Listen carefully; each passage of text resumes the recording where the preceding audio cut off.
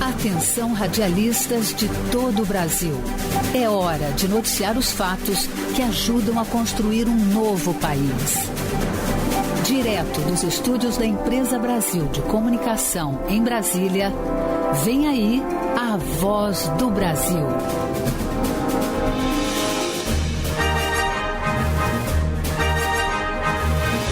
Em Brasília, 19 horas.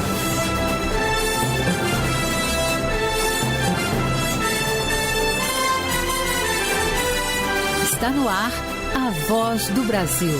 As notícias do governo federal que movimentaram o país no dia de hoje. Olá, boa noite. Boa noite para você que nos acompanha em todo o país. Segunda-feira, 26 de setembro de 2022. E vamos ao destaque do dia: garantir a segurança dos brasileiros até o dia da votação. Começa a Operação Eleições do Ministério da Justiça. Graziela Mendonça. Serão observados e reprimidos possíveis crimes eleitorais, como boca de urna, compra de votos, além de manifestações, bloqueio de vias, ameaças de atentados ou mesmo desastres naturais. E você também vai ouvir na Voz do Brasil: denunciar um crime ou pedir ajuda policial para uma emergência. Funções disponíveis no novo aplicativo da Polícia Rodoviária Federal. Carla Fagundes. Pelo aplicativo será possível ainda informar sobre pessoas desaparecidas, furtos de veículos e roubo de animais na área rural. Amanhã é o Dia Mundial do Turismo. E para falar das ações e programas do governo que estão auxiliando na retomada do setor, vamos conversar ao vivo com o ministro do Turismo, Carlos Brito. Hoje na apresentação, eu, Mariana Jungmann e Gabriela Mendes. E assista a gente ao vivo na internet, acesse voz.gov.br. O Dia Mundial do Turismo é comemorado amanhã. Este ano o tema é repensar o turismo. A ideia é proporcionar aos países uma reflexão sobre o setor que está em recuperação no mundo.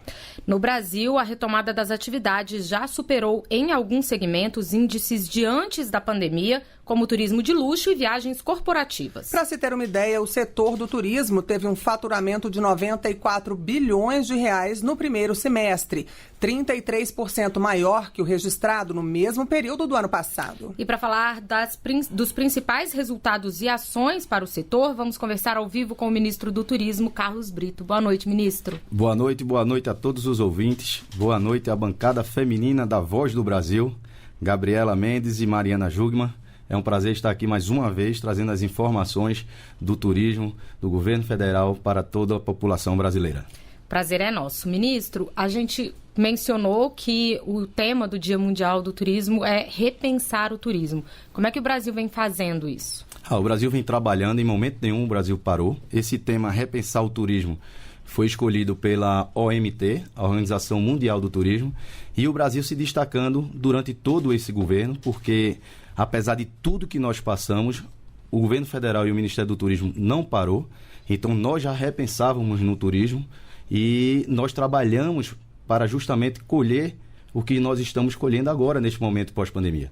Foram mais de 2.900 obras que foram entregues durante toda a pandemia. Nós fortalecemos o nosso setor, fortalecemos as empresas com várias medidas provisórias que foram aprovadas para socorrer o setor naquele momento que estavam precisando e que hoje eles estão aqui prontos para trabalhar no pós-pandemia e recuperando justamente o momento perdido. E o turismo hoje, no governo federal, desde o primeiro dia dessa gestão, o turismo ele está justamente na agenda econômica do país, porque nós sabemos a importância na geração de emprego, renda e inclusão social. Ministro, esse faturamento de 94 bilhões de reais do setor no primeiro semestre já é uma amostra também de alguns resultados no setor do turismo? É o resultado justamente de como nós trabalhamos durante todo o período da pandemia. Cresceu agora no primeiro semestre 33% comparado ao mesmo período de 2021. O que isso significa? Isso significa que o nosso turismo ele está aquecido no pós-pandemia. Tivemos agora recentemente mais de 45 milhões de embarques nos aeroportos nacionais no primeiro semestre de 2022. Isso significa um crescimento de mais de 52% no nosso setor. Na geração de emprego, crescemos no primeiro semestre 42% comparado ao primeiro semestre de 2021.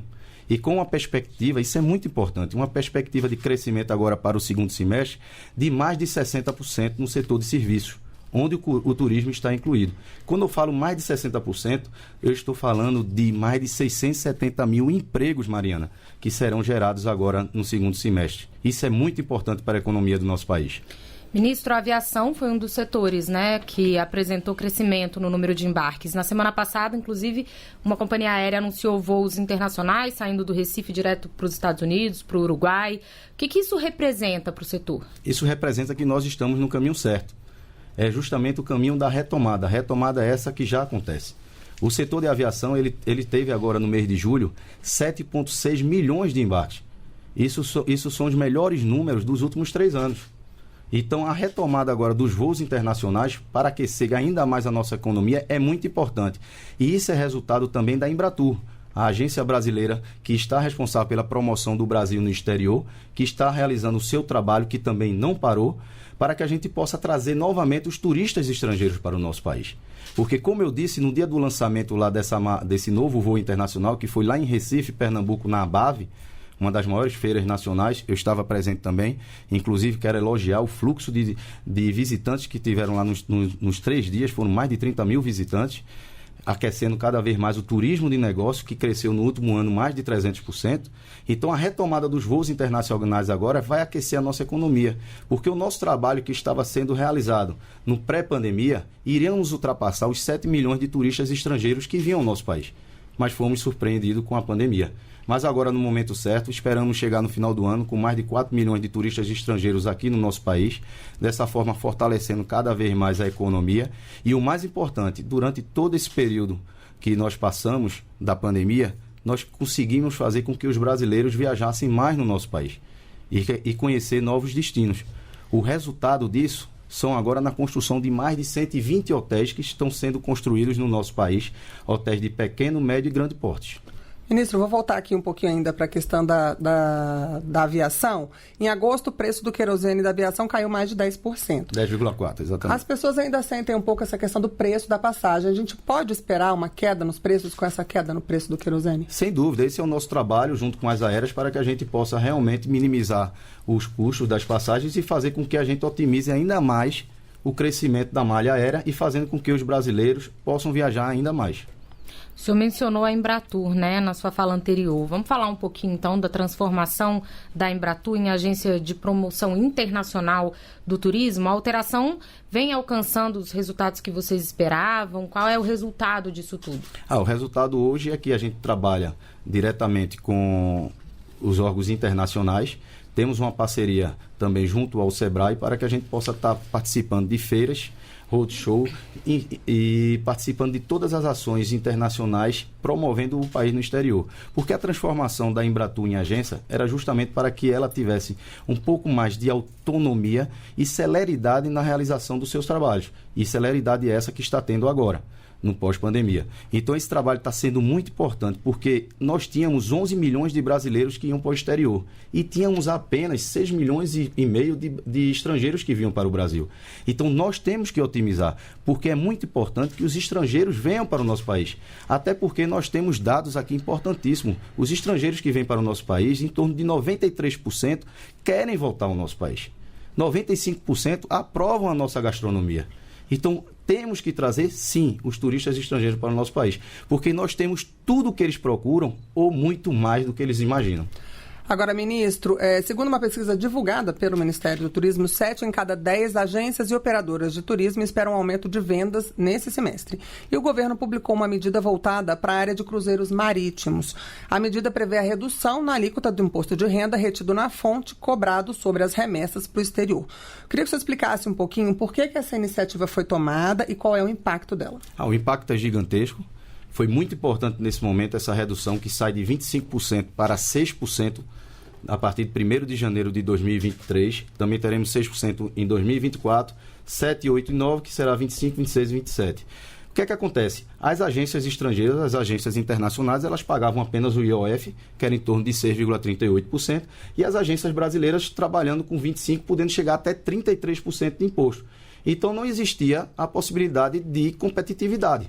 Então, esse foi um trabalho que nós conseguimos, junto com todo o setor, com todo o governo federal, junto com o Ministério da Economia, porque, diga de passagem, o governo federal ele trabalha de forma integrada com todos os ministérios, e sabendo a importância do setor, que nós, com essa medida, conseguimos manter aqui mais de 538 mil cargos, ou seja, mais de 538 mil pessoas que estavam para serem desligadas das empresas, e algumas empresas que iriam fechar. Com essa medida, a gente fez com que as empresas continuem com seus colaboradores, com seus funcionários, que também não fechem, e possa dar continuidade no crescimento do nosso setor no país.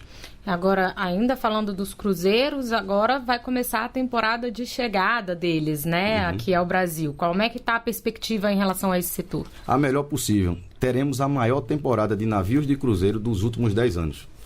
A expectativa é que se injete na economia do nosso país aproximadamente 4 bilhões de reais. E nós estamos falando na geração de emprego de mais de 48 mil empregos que serão gerados durante esse período. Então é isso aí, gente. Nós estamos no caminho certo. O turismo ele está, no pós-pandemia, decolando, não, ele já decolou. Precisamos dar continuidade. Sabemos que temos que trabalhar muito ainda, porque temos um país pronto para atender ou superar a expectativa dos turistas nacionais e estrangeiros, e o nosso trabalho não para. Ministro, vamos mudar agora um pouquinho de assunto, falar sobre um compromisso que o senhor teve recentemente quando foi lançada a candidatura do modo de fazer o queijo Minas artesanal a Patrimônio Imaterial da Humanidade da Unesco. Qual a importância desse título para o país e para os produtores, né? O que significa esse título? É muito importante. O queijo de Minas, o queijo artesanal de Minas, que estive lá sábado, queria deixar um grande abraço para toda a população que me recebeu de braços abertos lá. É muito importante que nesse momento a gente aprove. Vamos trabalhar juntos para aprovar. Por quê? Na verdade, o queijo de Minas Gerais, o queijo artesanal, já é conhecido no Brasil e no mundo. O que nós precisamos agora é oficializar. E esse trabalho será realizado para que a gente possa valorizar cada vez mais a gastronomia do nosso país, gastronomia que é o terceiro maior indutor na hora de decisão das viagens. E se a gente tem uma gastronomia feito temos lá em Minas Gerais e como temos no Brasil todo, temos que trabalhar sim. 95% da nossa gastronomia é aprovada pelos turistas estrangeiros. E como é que impacta no produtor isso? Aumenta o valor do queijo? Como seria isso? Aumentar cada vez mais a produção e a geração de emprego e renda. Porque no nosso setor, quanto mais o turismo cresce, ele não vai ser substituído por máquina. Ele vai gerar mais emprego, mais contratação. Então, nosso objetivo, em minha ida a Minas Gerais, no sábado, participar do 4º Festival Artesanal do Queijo, foi justamente para que a gente possa trabalhar junto para aprovar esse grande marco para a população brasileira. Eu não digo para Minas, eu digo para o Brasil, e que a gente possa estimular cada vez mais a produção do queijo, aumentando, lógico, a geração de emprego e renda. Agora, ministro, esse tipo de iniciativa tem um efeito interessante de expandir o turismo para regiões que não são tão óbvias, né? Que não são tão historicamente tão turísticas. Então, é o queijo, a cachaça, o vinho, a região que é produtora que acaba se tornando turística também. É isso aí. Qual é o nosso trabalho hoje do Ministério do Turismo? Nós estamos visitando os estados e os municípios, porque cada um tem sua particularidade. E o que é que a gente vai fazer? Trabalhar junto a eles para que a gente dê celeridade na divulgação e promoção nacional e internacional de cada destino, porque cada destino ele tem o seu potencial. Tive recentemente em Itararé, última cidade de São Paulo, na divisa com o Paraná. Tem um potencial gigante lá do agronegócio e do turismo, mas existe um gargalo lá, que é o aeroporto. Não existe aeroporto. Tem o aeroporto de Sorocaba e o aeroporto do Paraná, que fica em torno de 200 e poucos quilômetros. Mas, com essa nossa visita, junto ao prefeito, e junto ao Ministério da Infraestrutura, do nosso ministro, colega, o ministro Marcelo Sampaio, nós estamos trabalhando para viabilizar um aeroporto para a região, porque nós temos certeza que iremos fortalecer o turismo lá, que é tão forte o turismo de natureza, e quando se fala em turismo de natureza, o Brasil é o país número 1 em turismo de natureza. Então, nós vamos fortalecer sim, estamos trabalhando de forma integrada, o Ministério do Turismo, Infraestrutura e todo o governo federal, para que a gente possa, na área que o prefeito já está desapropriando, que é uma área que, através de estudo, é a área que melhor se localizaria o aeroporto, e a gente, junto com o governo federal e o município, viabilizar esse aeroporto para a região. Precisa aí, então, também desenvolver toda uma cadeia, né, naquela região, assim, é o receptivo, é hotelaria, tudo, né? Tudo, mas é isso aí, mas já está sendo desenvolvido. O que é que a gente precisa agora? A gente precisa agora de conectividade, porque turismo sem conectividade não existe. E esse é o nosso trabalho, aumentar cada vez mais a conectividade do nosso país. Agora, ministro, no sábado o senhor também participou da largada da 33ª edição da Regata Internacional Recife, que é a maior da América Latina. Qual a importância de eventos como esse? Fortalecer cada vez mais o turismo náutico. A Refeno foi um evento brilhante. Participei no sábado pela manhã. Tínhamos 4 países participando. Estava a Argentina, estava o Uruguai, estava a Espanha e o Brasil. A tendência é que possa crescer cada vez mais. A Marinha do Brasil apoiou 100% na realização do evento. O evento superou as expectativas dos organizadores e nós que estamos investindo em turismo náutico, nós que estamos investindo justamente para aumentar cada vez mais o navio de cruzeiros no nosso país, porque, diga de passagem, nós não precisamos ter temporada de navio de cruzeiro. Nós estamos trabalhando para que tenha navio de cruzeiro o ano todo no nosso país, porque o nosso país está pronto para que esse turismo ele possa ser realizado durante todo o ano. Então a Refeno foi um marco muito importante lá para Pernambuco, para Recife, para todo o Brasil, porque uma regata a nível internacional, Recife, Fernando Noronha, com a quantidade de barcos que estavam lá participando, foi muito importante. E nós do governo federal estamos trabalhando junto com eles. Por quê? Nós já conseguimos a redução de 18% para 0% na importação de veleiros e jet skis novos e usados. E o resultado já estamos tendo, que é justamente a quantidade de veleiros que já estão entrando no nosso país e de jet skis também. Agora, turismo náutico, turismo esportivo também, né, ministro? Exatamente, de maneira geral, que também é uma área que sempre foi pouco explorada e que o Brasil tem muito potencial, né? Mas é como eu disse, o turismo, ele não tinha prioridade no governo. E nesse governo, desde o primeiro dia, o turismo está sendo tratado da forma que merece. O turismo é muito importante para o nosso país. A geração de emprego e renda é uma indústria limpa e que gera emprego e renda rápido. Então é inadmissível o que acontecia com o nosso país, já teve aqui Copa do Mundo, Olimpíadas, e a gente nunca passou do número de 6,5 milhões de turistas estrangeiros no nosso país. A gente mandando 11 milhões de turistas brasileiros para o exterior que não conheciam o próprio país. E hoje o brasileiro, ele tem orgulho do seu país. Ele fala bem do seu país. Ele fala bem dos destinos.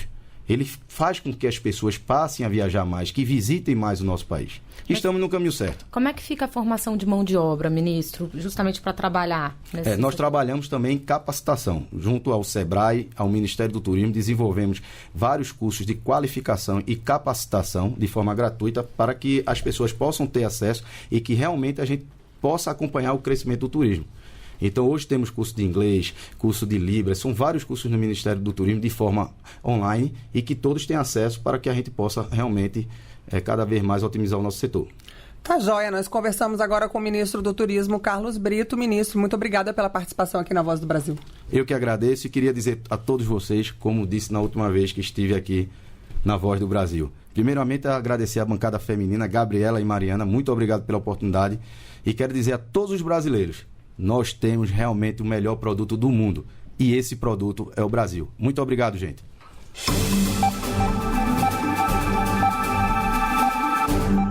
Começou hoje a Operação Eleições 2022 para garantir a segurança da votação. Os trabalhos são coordenados pelo Ministério da Justiça e Segurança Pública. A ativação do Centro Integrado de Comando e Controle Nacional, que fica em Brasília, marcou o início da Operação Eleições 2022. O centro vai monitorar os trabalhos da operação, que tem como objetivo garantir a segurança e proteção aos cidadãos, eleitores e servidores da Justiça Eleitoral neste período. Também haverá centros integrados de comando e controle nos estados. A ação conjunta durante o primeiro turno das eleições será acompanhada em tempo real por representantes do Tribunal Superior Eleitoral, TSE, polícias civis e militares, Polícia Federal e Polícia Rodoviária Federal, Corpo de Bombeiros, além do Ministério da Defesa e Agência Brasileira de Inteligência, a ABIN. No dia 2 de outubro, domingo de votação, as forças de segurança estarão nas zonas eleitorais, locais de votação e de apuração dos votos, vias públicas e estações de transporte. Serão observados e reprimidos possíveis crimes eleitorais, como boca de urna, transporte ilegal de eleitores e compra de votos, além de manifestações, bloqueio de vias, ameaças de atentados ou mesmo desastres naturais. Em 2020, nas eleições municipais, mais de 2.700 pessoas foram presas na operação. A maior parte das ocorrências foi de apreensões, com destaque para material de campanha. Graziela Mendonça para a Voz do Brasil. Os som da nossa voz é transmitido nesse momento por ondas sonoras que se propagam para fazer vibrar o tímpano de você, ouvinte, quando então a mensagem é recebida pelo cérebro. Esse mecanismo fundamental para a comunicação humana não se realiza em uma parcela da população. São quase 6 milhões de brasileiros deficientes auditivos. Hoje é o Dia Nacional dos Surdos. A data foi criada para incentivar a acessibilidade e os direitos dessas pessoas. Por meio do SUS, elas têm acesso a tratamento integral e gratuito, que vai desde o diagnóstico precoce à reabilitação. Dona Eládia Rodrigues, de 78 anos, passou mais de 60 anos sem conseguir escutar direito. Depois de todo esse tempo, sem aceitar que precisava de ajuda, ela resolveu procurar atendimento médico e conta que a vida mudou desde que começou a tratar o problema. É maravilhoso ouvir. Ficava assim um pouco isolada, quando estava conversando todos, que falavam uma vez comigo, duas na terceira, alguns falavam, não, deixa pra lá, né? Então aquilo, né, eu me sentia muito triste. Assim como Dona Eládia, um levantamento publicado pelo Ministério da Saúde estima que 5.800.000 brasileiros são surdos, o equivalente a pouco mais de 3% da população. Cristiane Scardovelli, coordenadora de saúde do Centro Educacional da Audição e Linguagem de Brasília, explica que é preciso ficar atento aos sinais desde cedo. Em casa, a mãe começa a perceber que ela não reage aos sons mais fortes, se não assusta quando alguém bate uma porta quando está dormindo,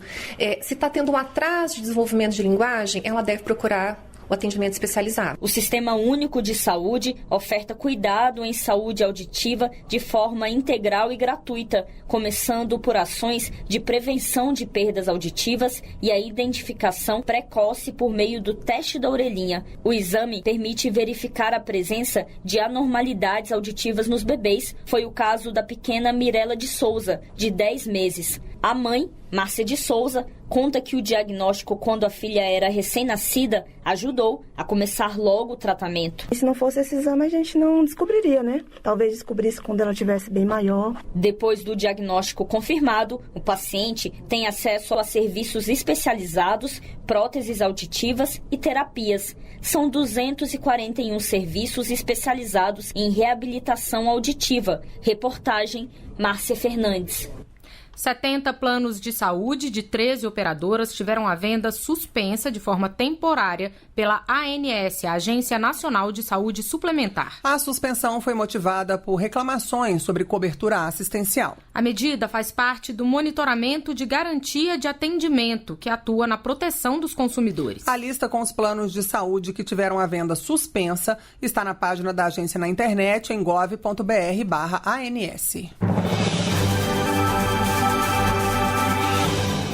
Apertar um botão para acionar a polícia quando presenciar a ocorrência de um crime ou pedir ajuda em situação de grave ameaça. Essa é uma das funcionalidades do novo aplicativo da Polícia Rodoviária Federal. Além dos botões de denúncia ou de emergência, a tecnologia também facilita o acesso a diversos serviços da PRF. O aplicativo da Polícia Rodoviária Federal traz acesso gratuito aos serviços do órgão e também duas novidades, um botão para denúncia e outro para emergência. Quem explica é o coordenador-geral de comunicação institucional da PRF, Cristiano Vasconcelos. O botão de denúncia, ele é para ser utilizado em qualquer situação que possa ser investigada, que possa ser resolvida posteriormente. E o botão de emergência, ele deve só ser pressionado em uma situação que estiver acontecendo e estiver gerando risco à vida da pessoa ou à vida de outra pessoa e que precise de uma intervenção urgente. Pelo aplicativo será possível ainda informar sobre pessoas desaparecidas, furtos de veículos e roubo de animais na área rural. A medida agiliza o início das investigações, mas não dispensa o boletim de ocorrência na delegacia. O aplicativo PRF Brasil também traz o conteúdo das agências de trânsito, de transporte e de Segurança Pública. Pode ser baixado em qualquer smartphone e a senha é adquirida pelo portal gov.br. O ministro da Justiça, Anderson Torres, disse que a ideia é facilitar a vida do cidadão. Veio para melhorar a vida do brasileiro, veio para atender as pessoas, disponibilizar à população brasileira um novo método de acionamento da Polícia Rodoviária, de informar as ocorrências, informar as emergências nas estradas. Isso melhora a vida do brasileiro, isso salva a vida no trânsito, que é o nosso maior compromisso. A Polícia Rodoviária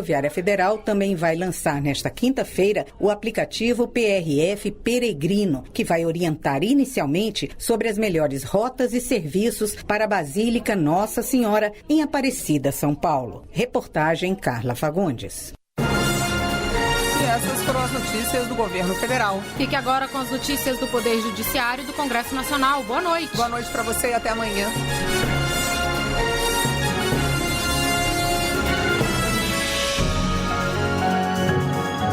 A Voz do Brasil. Governo Federal.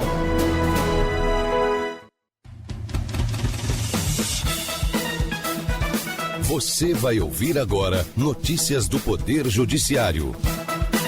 Segunda turma do STF mantém condenação de Antony Garotinho. TST invalida penhora de veículo de pessoa com deficiência. Justiça de Santa Catarina determina pagamento de indenização a homem que foi trocado na maternidade ao nascer. Boa noite, eu sou Ariana Fonseca. E eu sou Walter Lima. Em sessão virtual, segunda turma do STF mantém condenação de Antony Garotinho por compra de votos. O ex-governador do Rio de Janeiro foi condenado por irregularidades na eleição municipal de Campos dos Goytacazes em 2016. Neto Costa. O Tribunal Regional Eleitoral do Rio de Janeiro condenou o ex-governador Antony Garotinho por integrar associação criminosa voltada à prática de corrupção eleitoral por meio da distribuição de cheques cidadão, programa de assistência social mantido pela Prefeitura de Campos dos Goytacazes durante a campanha municipal de 2016. O relator do recurso no Supremo Tribunal Federal,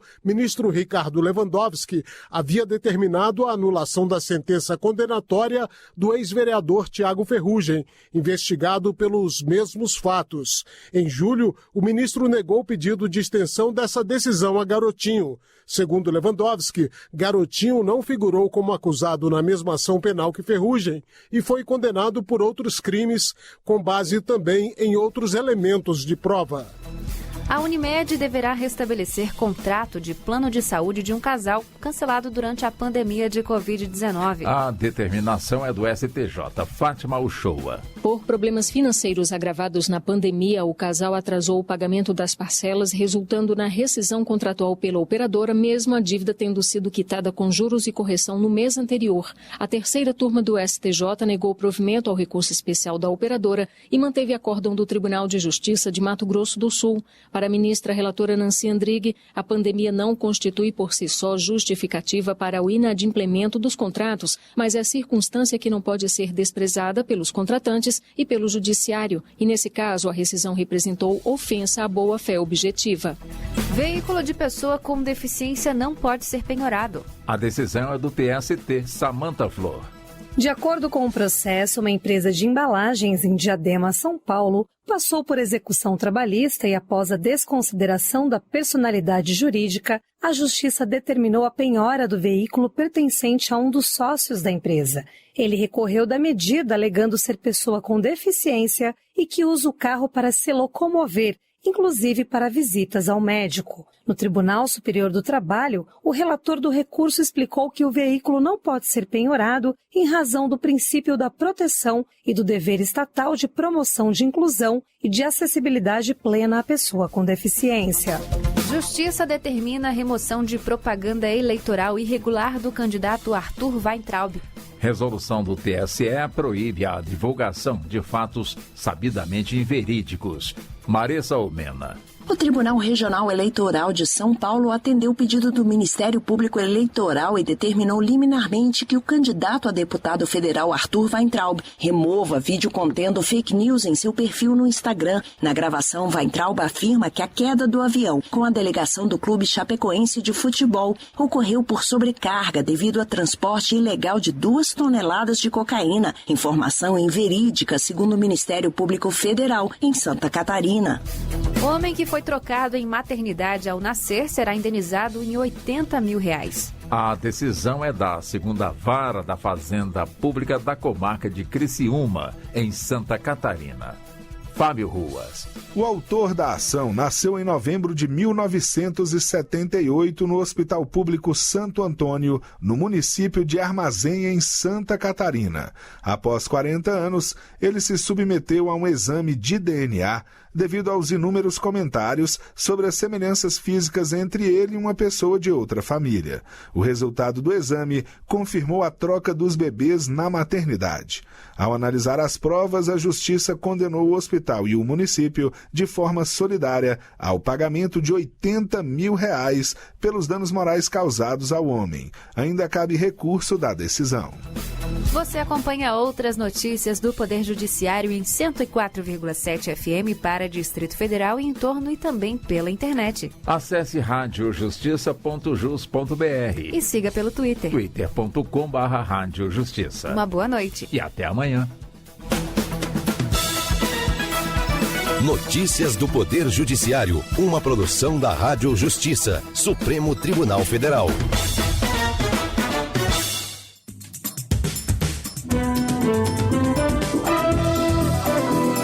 Está no ar o Jornal do Senado. Eu sou Paula Groba. E eu sou Ricardo Nacaoca. E estes são os destaques de hoje do Jornal do Senado, que começa agora.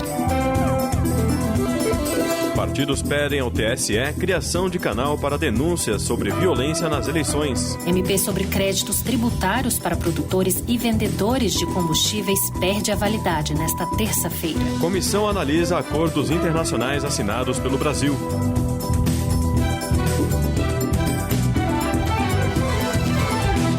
Boa noite. Boa noite. 9 partidos pediram ao Tribunal Superior Eleitoral a criação de um canal para denúncias de violência contra eleitores. Segundo o levantamento do Observatório da Violência Política e Eleitoral da Universidade Federal do Rio de Janeiro, só no primeiro semestre desse ano, a violência política deixou 40 mortos no país. O presidente do TSE, Alexandre de Moraes, confirmou a atuação das Forças Armadas e de policiais dos estados para garantir segurança no dia do pleito. Reportagem de Érica Christian. Representantes do PT, PV, PCdoB, PSOL, Rede, PSB, Avante, Agir e PROS pediram ao presidente do Tribunal Superior Eleitoral, Alexandre de Moraes, a criação de um disque denúncia de violência política. Segundo o senador Randolfo Rodrigues, da Rede do Amapá, o canal tem o objetivo de garantir a segurança dos eleitores nesta reta final. Ele ressaltou a convocação das Forças Armadas e das polícias nos estados, já anunciada pelo próprio presidente do TSE. Para que seja criado um canal de denúncias sobre eventuais atentados, violências que, porventura, venham a ocorrer. O ministro nos antecipou que está tomando todas as medidas necessárias com as forças policiais militares dos estados, com as polícias civis dos estados e com as forças armadas, para garantir o exercício democrático das manifestações e, em segundo lugar, para garantir o exercício livre e democrático da manifestação do voto no dia 2 de outubro. O TSE autorizou o envio das Forças Armadas para 568 municípios de 11 estados, sendo Rio de Janeiro e Maranhão com o maior reforço na segurança. O TSE disponibilizou no site um canal de denúncias contra a violência política de gênero. Antigos canais de TV por assinatura terão mais um ano para migrarem para o novo modelo de TV a cabo. De acordo com lei já publicada, as emissoras devem estar em funcionamento desde 2011.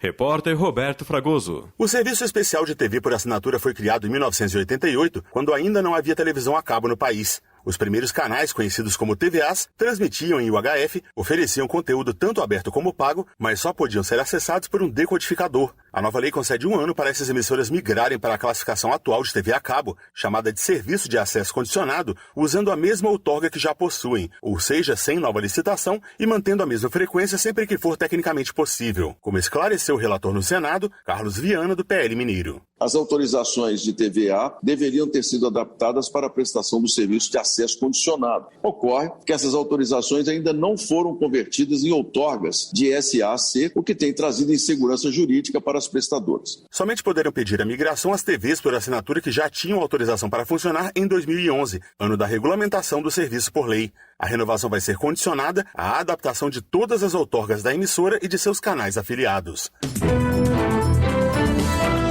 O Supremo Tribunal Federal decidiu que o poder público deve oferecer vagas em creches para crianças com até 3 anos. Dados do Observatório do Plano Nacional de Educação mostram a defasagem no acesso de crianças. Reportagem de Rodrigo Rezende. O Supremo Tribunal Federal decidiu que a oferta de vagas em creche e pré-escola para crianças de até 5 anos é uma obrigação do poder público. Os ministros entenderam ainda que qualquer responsável pode recorrer à justiça para garantir a vaga.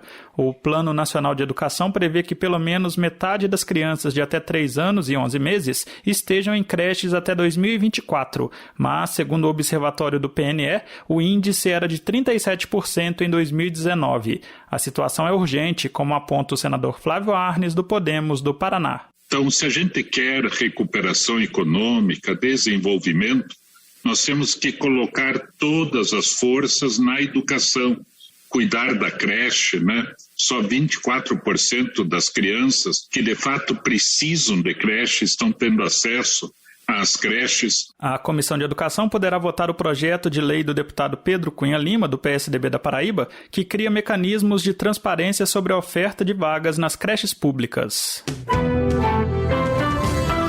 A Comissão de Relações Exteriores deve votar nesta terça-feira 11 acordos internacionais. Ciência e tecnologia, agricultura e pecuária, saúde e educação fazem parte da troca de informações e experiências entre os países com a vigência desses acordos. Reportagem de Yara Farias Borges. Um dos itens da pauta da Comissão de Relações Exteriores é o acordo entre Brasil e Israel para a cooperação em ciência e tecnologia. Assinado em Jerusalém em março de 2019, a proposta tem o parecer favorável do senador Esperidião Amin, do PP catarinense. Ao discutir outro acordo com Israel, o senador Jacques Wagner, do PT baiano, ressaltou as relações entre os dois países. Destacar o relacionamento privilegiado mantido por Brasil e Israel ao longo dos anos. A participação decisiva de Oswaldo Aranha, em 1947, nas tratativas durante a sessão da Assembleia Geral da Organização das Nações Unidas, que culminaram com a criação do Estado de Israel, é vista como um marco inicial desta relação. Ademais, a comunidade judaica no Brasil é formada por mais de 100 mil pessoas, número bastante expressivo. Já com a Indonésia, os acordos são de cooperação técnica em diversas áreas, como nas de agricultura, pecuária, saúde, educação e qualificação profissional e defesa. A Comissão de Relações Exteriores vai votar ainda acordos com Suriname, Etiópia, Antígua e Barbuda, Índia e Suíça. E o presidente do Senado, Rodrigo Pacheco, cancelou a sessão de votações que estava marcada para esta segunda-feira. Ele convocou uma nova sessão para o dia 4 de outubro, após o primeiro turno das eleições. Vale ressaltar que, a partir de 60 dias do período eleitoral, o Senado Federal tem regime de funcionamento diferenciado. Com o cancelamento da sessão de hoje, a MP que proíbe o aproveitamento de créditos de PIS e COFINS por empresas que compram combustíveis para uso próprio, como do setor de transportes, perderá a validade. Detalhes com o repórter Pedro Pincer. Segundo o governo, a medida provisória que perde a validade nesta terça-feira evita a insegurança jurídica provocada por uma lei sancionada em março, que previu crédito tributário mesmo no caso de produtos comercializados com alíquota zero. A MP mantém até 31 de dezembro a alíquota zero sobre combustíveis no caso da PIS/PASEP e da COFINS. O consultor legislativo do Senado, Daniel Carvalho, explicou o que acontece com a perda de validade da medida provisória.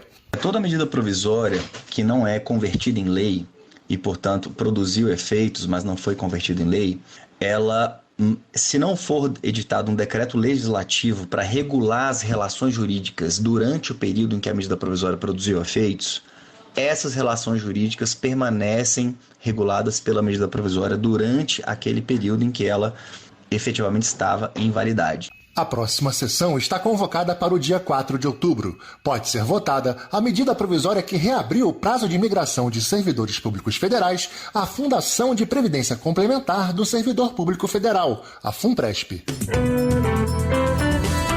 A arrecadação de um concurso anual da Loteca poderá ser destinada à Associação Brasileira Beneficente de Reabilitação. É o que prevê projeto de lei que está pronto para ser votado na Comissão de Assuntos Econômicos.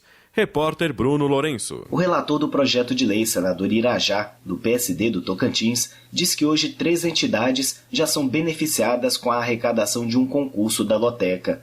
A Federação Nacional das Associações de Pais e Amigos dos Excepcionais, a Cruz Vermelha Brasileira e a Federação Nacional das Associações Pestalozzi.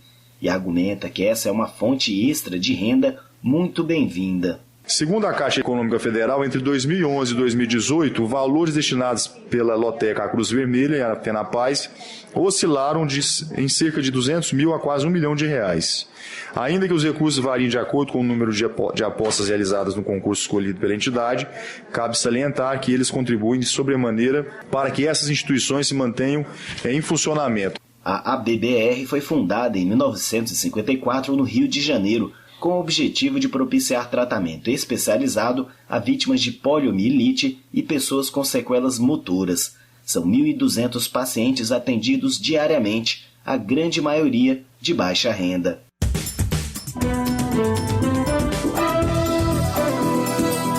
Com trabalhos técnicos de Eric Bento, o Jornal do Senado fica por aqui. Acompanhe agora as notícias da Câmara dos Deputados. Boa noite. Boa noite e até amanhã.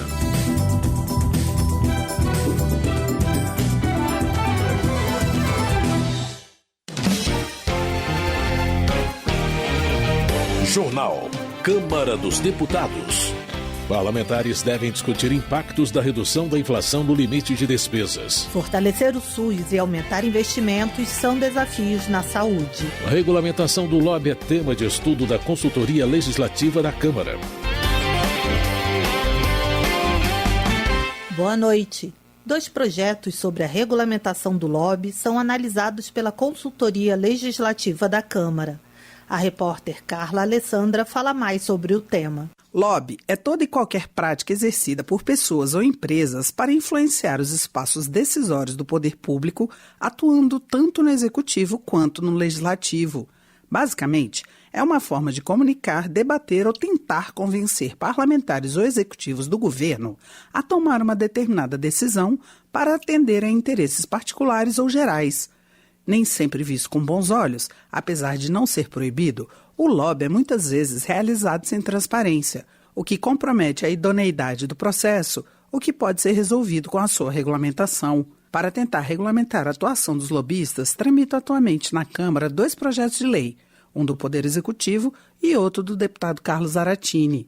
Como forma de aprofundar o debate em torno do tema discutido desde 1989, a consultoria da Câmara publicou o estudo A Regulamentação do Lobby no Brasil. O autor da publicação, Ricardo José Rodrigues, é consultor da Câmara e explicou que o lobby é previsto na Constituição, que garante o pluralismo político.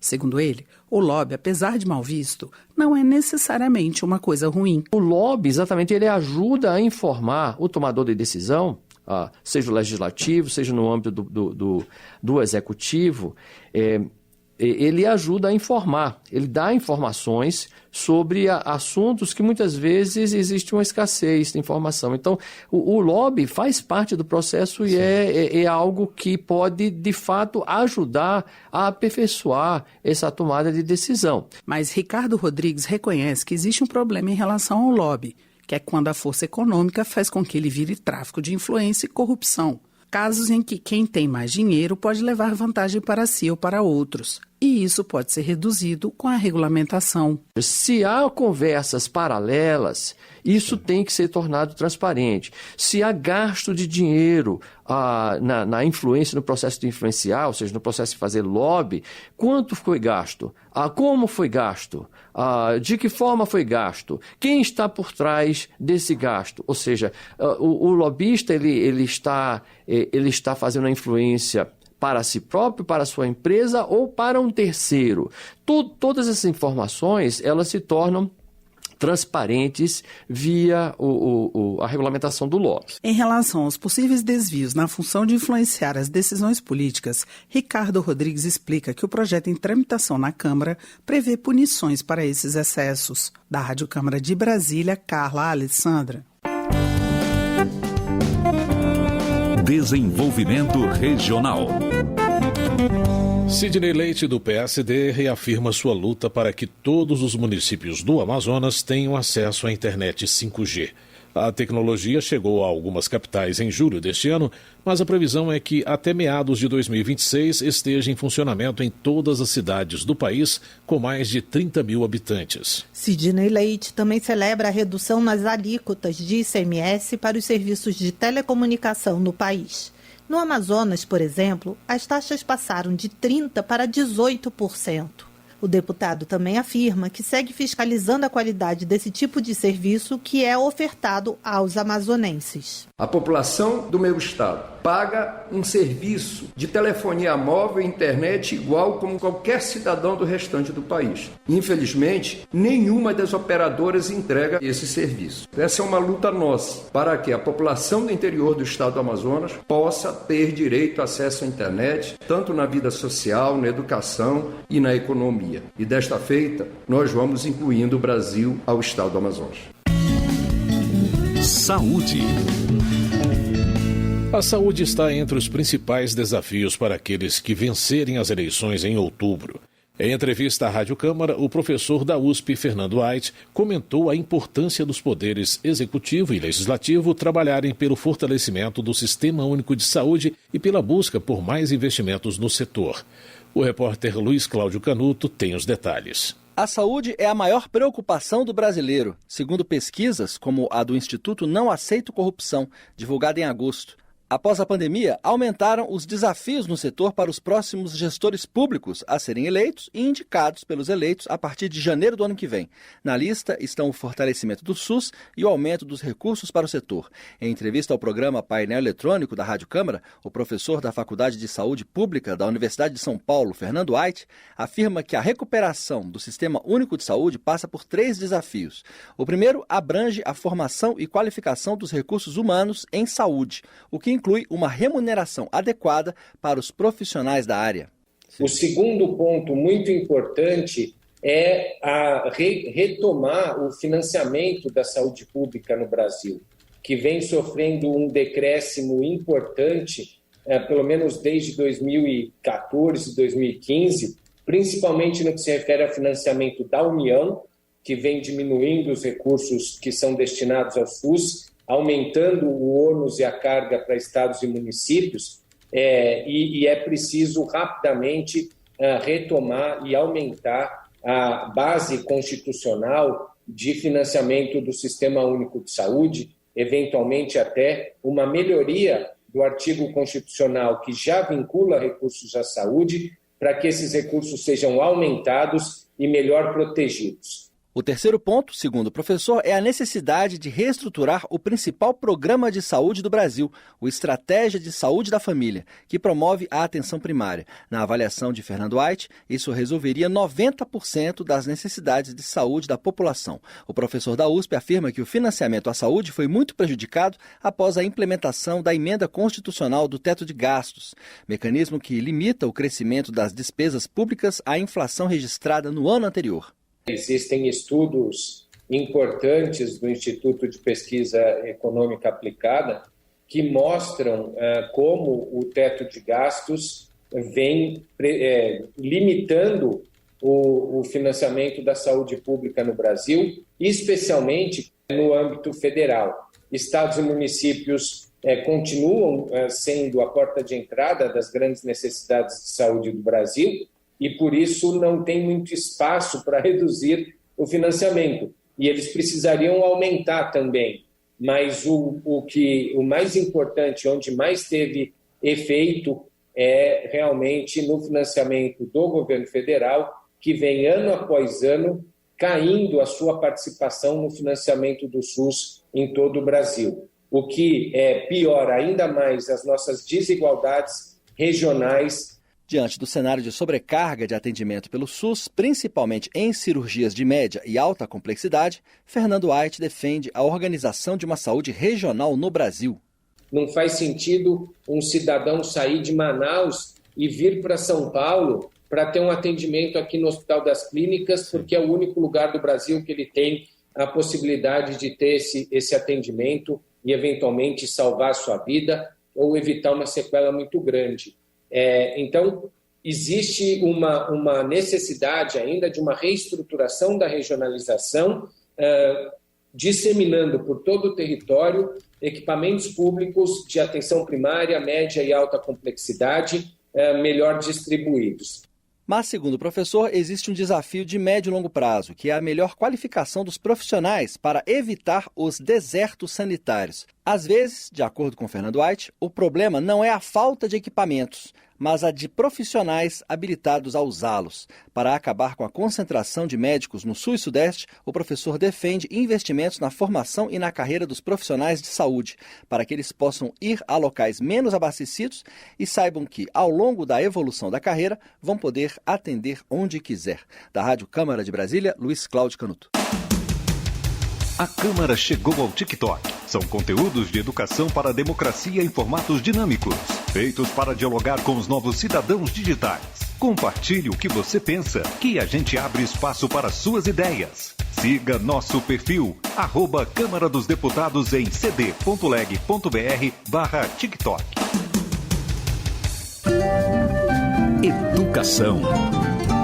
Patrus Ananias, do PT de Minas Gerais, comemora que a Comissão de Constituição e Justiça da Câmara tenha admitido proposta que impõe a aplicação total das verbas para manutenção e desenvolvimento do ensino, que forem estabelecidas pela lei orçamentária. Patrus Ananias salienta que a educação, além de direito fundamental da pessoa, é também indispensável para a estruturação de um projeto nacional.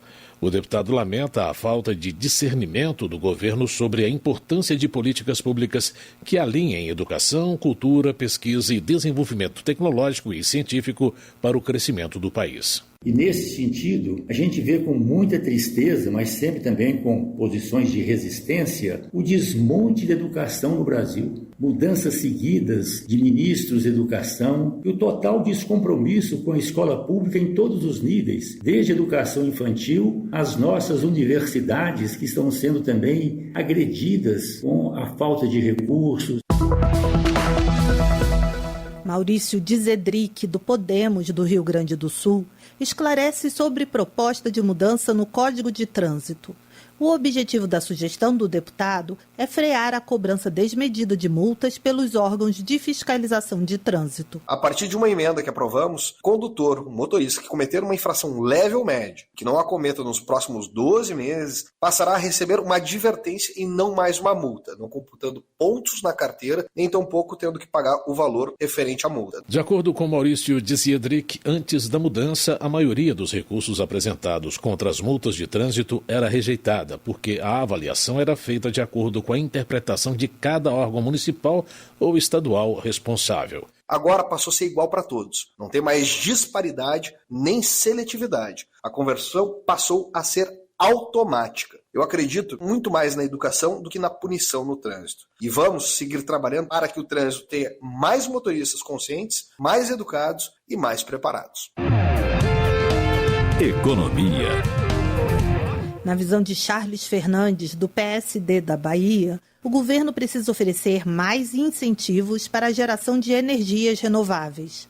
O deputado argumenta que o Brasil tem grande potencial para a geração de energia eólica e fotovoltaica e acrescenta que o país não pode ficar à mercê das chuvas ou das termoelétricas. As energias renováveis já vêm crescendo, não só a energia eólica como a energia solar, vem crescendo e vem crescendo muito no nosso país. Precisamos continuar investindo, precisamos continuar dando incentivos para que os empresários tenham crédito para continuar investindo. O governo precisa apenas incentivar. O resto pode deixar para que a iniciativa privada possa continuar implantando os novos parques de energias eólicas e de energias solares, como está sendo feito hoje praticamente em todo o Nordeste brasileiro, está se caminhando para todo o Brasil. Charles Fernandes reconhece que há um crescimento na geração de energia limpa, principalmente no Nordeste, mas entende que é preciso mais fomento. O parlamentar acrescenta que o desenvolvimento do país passa diretamente pelo investimento na geração de energia sustentável. General Peternelli, do União de São Paulo, defende uma reforma tributária que, entre outras medidas, acabe com a nota fiscal e as incidências sobre renda, consumo, propriedade e salários, para concentrar a tributação nas movimentações financeiras. O deputado também apoia uma nova partilha para o Pacto Federativo. Não adianta uma reforma tributária que dependa da nota. A solução é um percentual na movimentação financeira. 2,5% no crédito e no débito. Ou seja, tudo que uma empresa comprar, ela paga 2,5%. Tudo que ela vender, 2,5%. E podem acabar 15 impostos, inclusive os encargos da folha. Tanto para o patrão como para aquele que recebe também contribui. Isso agregado a uma outra ideia que é quando o banco recolher esse dinheiro, na mesma hora, distribui dentro de um pacto federativo. Seria 30% para a União, 30% para o Estado, 30% para o município e 10% para as políticas de desigualdade. General Peternelli ressalta que, atualmente, 63% dos impostos arrecadados vão para a União, 24% para os estados e 13% para os municípios. O deputado explica que as mudanças propostas são necessárias para simplificar o sistema tributário, taxando mais quem ganha mais e evitando a sonegação de impostos. O governo federal divulgou novas previsões para a economia, com inflação menor que a esperada. E isso vai impactar o teto de gastos e até o salário mínimo no ano que vem. Estes números serão analisados pela Comissão de Orçamento, como explica a repórter Silvia Munhato.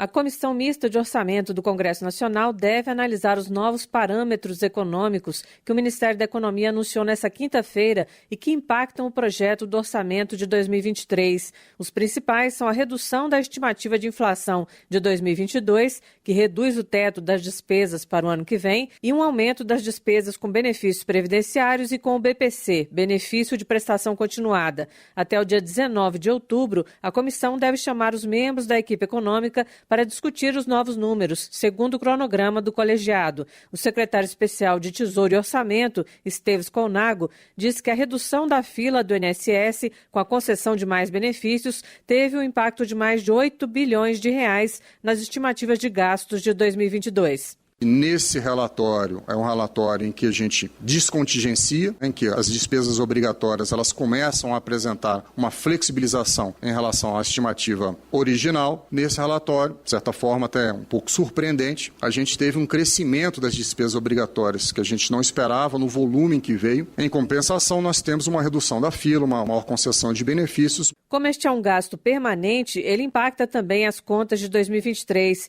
Por causa disso, o governo também anunciou um corte extra de 2,6 bilhões de reais no orçamento de 2022, aumentando o bloqueio de despesas em 10,5 bilhões.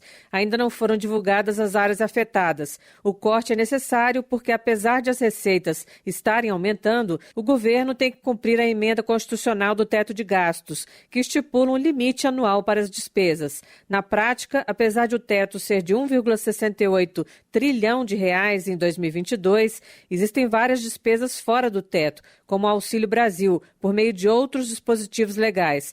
Dessa forma, apesar de todas essas deficiências de recursos, o país deve registrar este ano o primeiro superávit desde 2014, ou seja, receitas maiores que despesas, em torno de 13,5 bilhões de reais, segundo o Colnago. A redução da previsão de inflação pelo IPCA em 2022, de 7,2% para 6,3%, deve reduzir o teto de gastos de 2023, pois essa é a única forma de correção do limite. Já a redução do INPC, de 7,4% para 6,5%, pode reduzir o salário mínimo previsto, que é de R$ 1.302 na proposta. Já a estimativa para o crescimento econômico subiu de 2% para 2,7%. Questionado sobre as medidas provisórias que adiaram repasses de recursos para o setor cultural e reduziram a previsão para ciência e tecnologia, Colnago disse que o Congresso aprovou mudanças que mexem com o orçamento em curso. Nós entendemos a importância do setor, entendemos o pleito, mas é importante que se olhe também para a capacidade do orçamento a absorver essas obrigações. Então é muito difícil absorver as obrigações de uma hora para outra no orçamento. O orçamento não tem essa flexibilidade. Apesar dos cortes anunciados, ainda em setembro, decreto editado pelo governo possibilitou o desbloqueio de parte das emendas de parlamentares no orçamento de 2022. Segundo o secretário, o orçamento é uma peça viva e é preciso ver as prioridades dia a dia. Pelo cronograma divulgado pela Comissão Mista de Orçamento, o objetivo é votar o relatório do orçamento de 2023 até o dia 12 de dezembro. O plenário votaria o projeto até o dia 19 de dezembro. Da Rádio Câmara de Brasília, Silvia Minhato. Termina aqui o Jornal Câmara dos Deputados, com trabalhos técnicos de Tony Ribeiro e a apresentação de Mônica Tati e José Carlos Andrade. Uma ótima noite para você. Boa noite. Ouça agora as notícias do Tribunal de Contas da União. Minuto do TCU. O TCU avaliou ações de transparência dos municípios brasileiros.